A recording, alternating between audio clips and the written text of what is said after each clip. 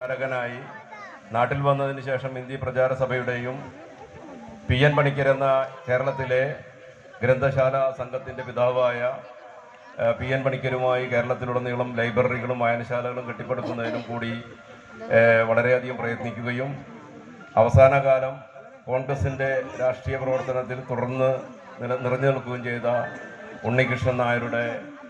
ഉണ്ണികൃഷ്ണൻ മാസ്റ്ററുടെ മകൾ വസുമതി അമ്മയുടെ മകളാണ് പ്രമീള.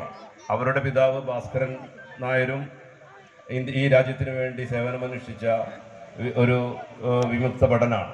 സാധാരണ ഒരു വിമുക്ത ഭടനല്ല.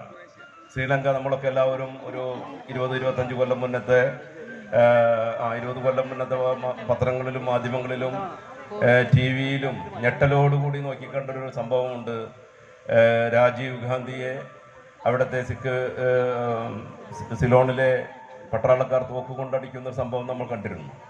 അതോടനുബന്ധിച്ചുണ്ടായ ശ്രീലങ്കനിലെ യുദ്ധത്തിലെ പങ്കാളിയായിരുന്നു പ്രമീളയുടെ പിതാവ് ഭാസ്കരൻ നായർ. അവിടെ വെച്ചുണ്ടായ ഷെല്ലാക്രമണത്തിലെ പറ്റിയ പരിക്കിനെ തുടർന്നാണ് യഥാർത്ഥത്തിൽ അദ്ദേഹത്തിന് കുറച്ച് മുന്നേ തന്നെ ഇഹലോകവാസം വെടിയേണ്ടി വന്നത് എന്നതുകൂടി സൂചിപ്പിക്കുമ്പോൾ ഈ നാടും നാട്ടുകാരും ആ കടപ്പെട്ട ഒരു കുടുംബത്തിൻ്റെ കണ്ണികളാണ് ഇവർ എന്ന് സൂചിപ്പിക്കാൻ ഞാൻ അവസരം ഉപയോഗിക്കുകയാണ്. എനിക്ക് കിട്ടിയ ഭാഗ്യം ഉണ്ണികൃഷ്ണൻ മാസ്റ്റർ സിലോണിൽ പ്രവർത്തിക്കുമ്പോൾ ആ കാലഘട്ടത്തിൽ തന്നെ എൻ്റെ പിതാവുമായി വളരെ അടുത്ത ബന്ധം പുലർത്തുകയും അവർ ഒരുമിച്ച് പ്രവർത്തിക്കുകയും ചെയ്തിരുന്നു.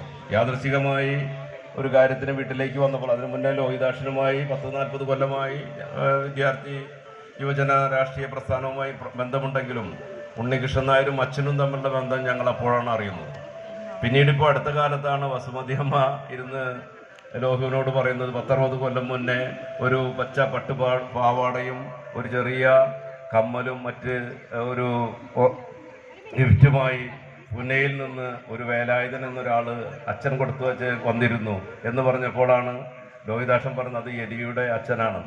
ഇപ്പോഴെന്നും വസുമതി അമ്മ എന്നെ കാണണമെന്ന് പറയും, പഴയ കഥകളൊക്കെ പറഞ്ഞ്. ഇപ്പോൾ എനിക്ക് നഷ്ടപ്പെട്ട, എൻ്റെ അമ്മ മരണപ്പെട്ടിട്ട് 15 കൊല്ലമായി. എനിക്ക് നഷ്ടപ്പെട്ടൊരമ്മയുടെ സാന്നിധ്യം ഇടയ്ക്കിടയ്ക്ക് ഞാൻ വസുമതി അമ്മയുടെ അടുത്ത് പോയി സ്വീകരിക്കാറുണ്ട് എന്ന് കൂടി സൂചിപ്പിക്കാൻ ഈ അവസരം ഉപയോഗിക്കുകയാണ്.